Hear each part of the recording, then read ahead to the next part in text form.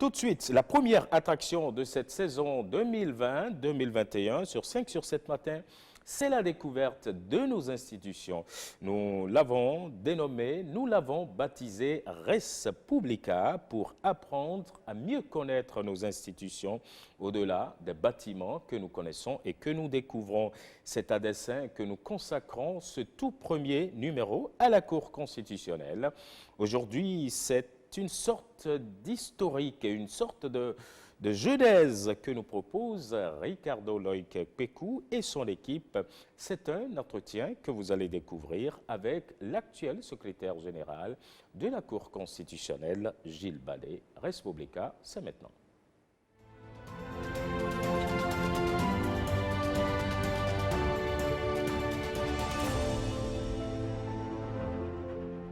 Bonjour, bienvenue dans les murs de la plus haute juridiction du Bénin en matière de constitutionnalité. C'est l'organe régulateur du fonctionnement des institutions et de l'activité des pouvoirs publics. Elle a été créée en 1993. Nous sommes bien à la Cour constitutionnelle du Bénin. Res Publica vous amène aujourd'hui à la découverte de cette institution dirigée depuis le 8 juin 2018 par l'avocat, juriste et universitaire béninois, le professeur Joseph Fifa-Medjorgbeno. Pour se prêter à cet exercice, avec moi, le secrétaire général de la haute juridiction, M. Gilles Badet, qui nous ouvre aujourd'hui les portes de l'institution. Bonjour, M. Gilles Badet. Bonjour. Comment allez-vous? Très bien. Merci de nous recevoir donc dans votre institution. Dites-nous pourquoi, à un moment donné de l'histoire de notre pays, il a été important de mettre sur pied la Cour constitutionnelle. Merci, c'est un plaisir de vous recevoir ici au niveau de la Cour constitutionnelle. Alors, un auteur a dit que toute démocratie émancipée doit avoir une juridiction constitutionnelle. Pourquoi? Simplement parce que, vous voyez, les activités humaines doivent être contrôlées, doivent être certifiées, doivent être garanties et doivent recevoir, disons, un contrôle de qualité. C'est pour cette raison que toute démocratie qui se met en place a besoin d'un organe de surveillance de cette démocratie-là.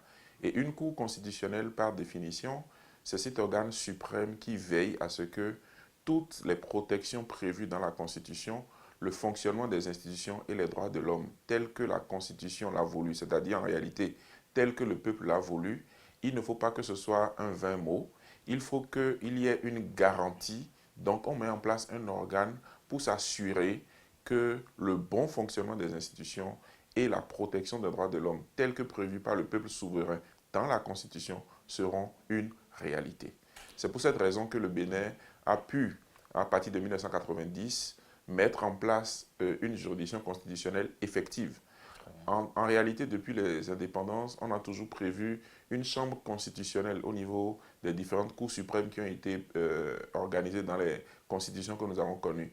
Mais c'est pour la première fois qu'à partir de 1990, d'abord avec le Haut Conseil de la République comme organe intérimaire, puis à partir de 1993, la Cour constitutionnelle a été effectivement mise en place et nous pouvons bientôt célébrer les 30 ans de la justice constitutionnelle au Bénin l'année prochaine, en 2021. Mais de façon claire, quelle est la compétence de cette institution? Alors, la compétence essentielle de la Cour constitutionnelle, comme des autres juridictions constitutionnelles dans le monde, c'est de contrôler la constitutionnalité des lois.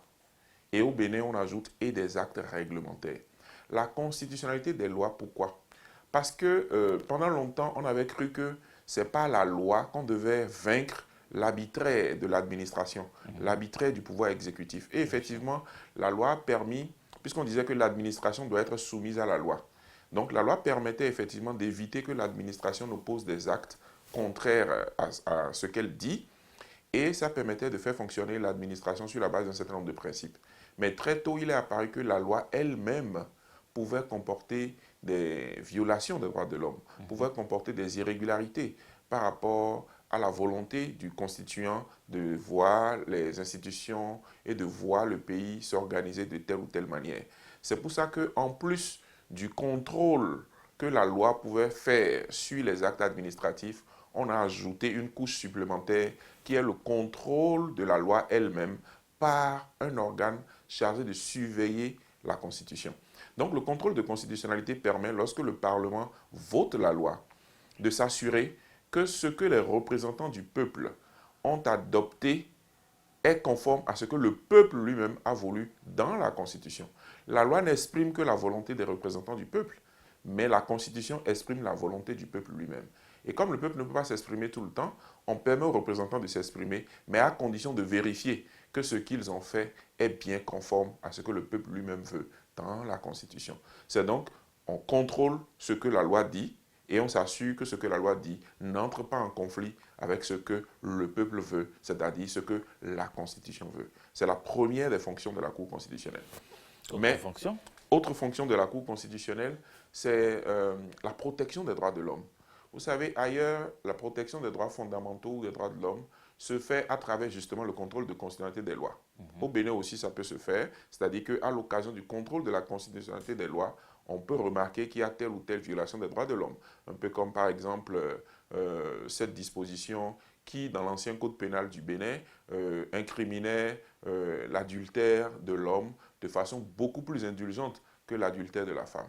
Ça, par exemple, c'était une violation des droits de l'homme. On peut également voir la possibilité pour les enfants, ou bien la possibilité pour un conjoint homme de donner la nationalité béninoise un peu plus facilement à une étrangère que la femme béninoise pouvait donner à un étranger. C'est des discriminations qui ont pu être sanctionnées par la Cour constitutionnelle. Mais au-delà de ces formes de discrimination qui sont liées à la constitutionnalité des lois, au Bénin, la particularité que nous avons, c'est que tout citoyen qui estime qu'un de ses droits est violé, est potentiellement violé, soit par un agent de l'État, soit même par un autre particulier, a la possibilité de saisir directement la Cour constitutionnelle pour lui demander de faire constater cette violation des droits fondamentaux. Et le procès vient ici, la Cour constitutionnelle examine et à l'issue de son examen, la Cour peut donner raison au plaignant ou dire non, il n'y a pas de violation. C'est la deuxième attribution, c'est-à-dire le traitement des plaintes en violation des droits de l'homme. La troisième attribution essentielle de la Cour constitutionnelle, c'est la régulation du fonctionnement des institutions.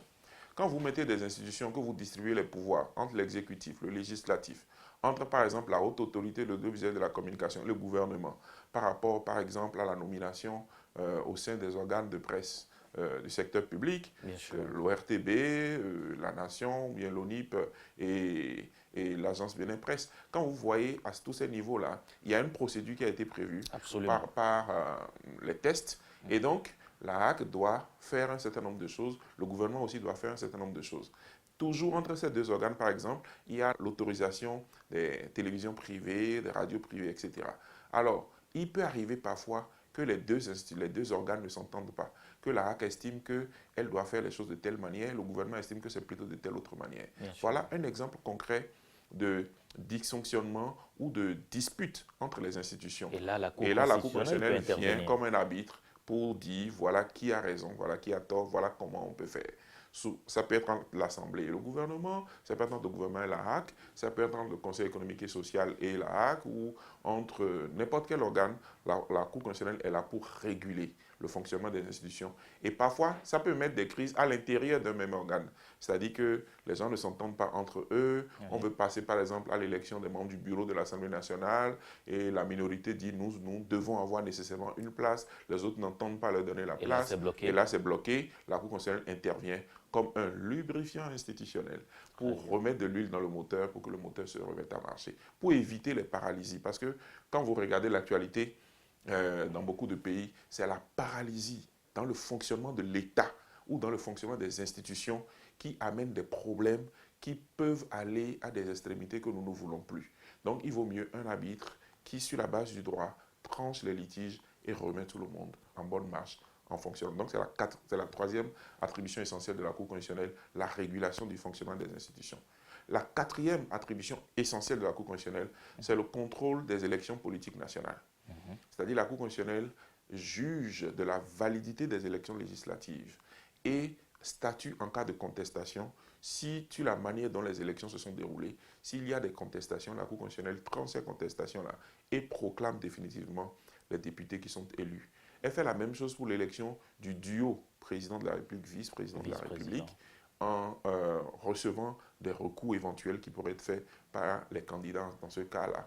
Et elle statue, elle tranche, elle proclame définitivement élu tel candidat ou bien tel duo, comme on devrait le dire désormais. C'est essentiellement les 4 attributions de la Cour Mais sur constitutionnelle. quelle base, en réalité, la Cour constitutionnelle peut, comme vous le dites, proclamer officiellement justement l'élection ou non à la tête de notre pays, Vous savez, à l'Assemblée? les élections sont organisées par une commission électorale nationale autonome qui met en place tout le dispositif, toute la logistique et tout le déroulement du scrutin.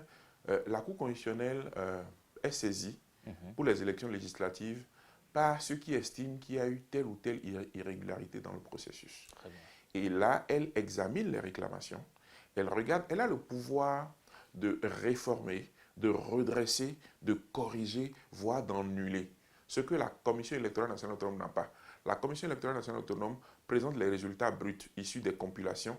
C'est des compilations faites de manière contradictoire sur la base des PV, de déroulement du scrutin, les PV de dépouillement, etc. Mais la Cour constitutionnelle reçoit l'ensemble de ces documents. Et par exemple, les bulletins peuvent être déclarés nuls alors qu'ils ne devraient pas être déclarés nuls.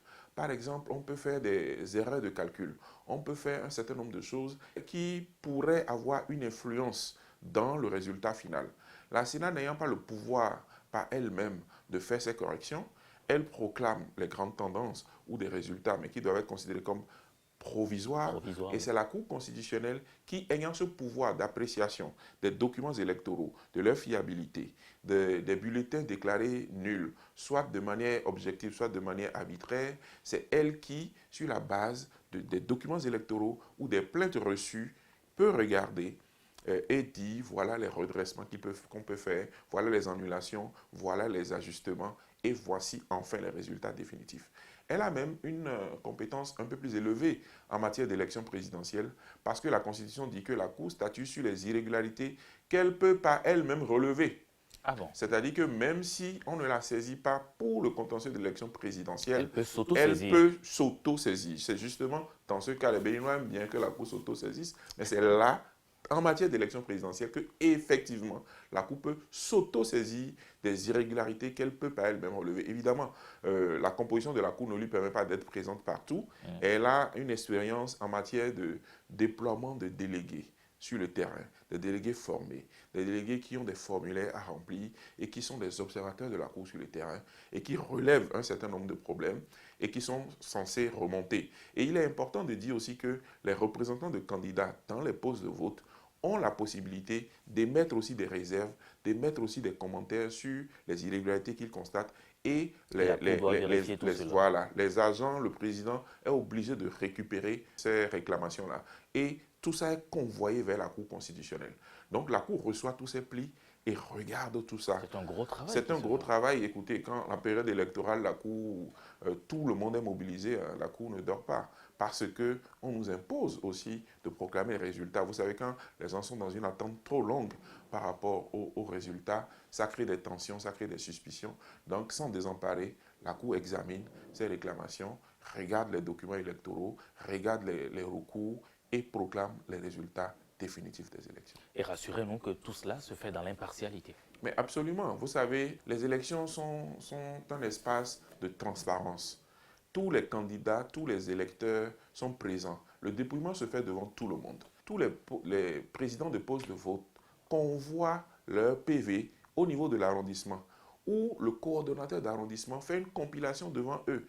Et tous les représentants de candidats reçoivent les résultats, c'est-à-dire des feuillets sur les résultats tels qu'ils ont été proclamés dans l'arrondissement. On a 546 arrondissements, c'est affiché dans l'arrondissement, et normalement, un parti politique fort, tel qu'on est en train de le construire au Bénin, doit avoir une administration qui le représente dans tous les postes de vote, de sorte à faire eux-mêmes leur propre compilation. Et vous savez que les organisations de la société civile aussi se mettent en place et déploient sur le terrain des gens. Et donc, les résultats sont souvent des résultats tout à fait transparents qui sont faits. Et lorsqu'il y a lieu d'annuler par-ci ou par-là, la Cour justifie pour quelle raison est-ce qu'il y a eu tel redressement ou tel autre. De toutes les façons, il n'y a pas eu d'écart entre les prévisions que les gens ont vues sur le terrain et les résultats que la Cour a pu proclamer. Donc, ça se fait selon les règles, dans les règles de l'art, en toute impartialité.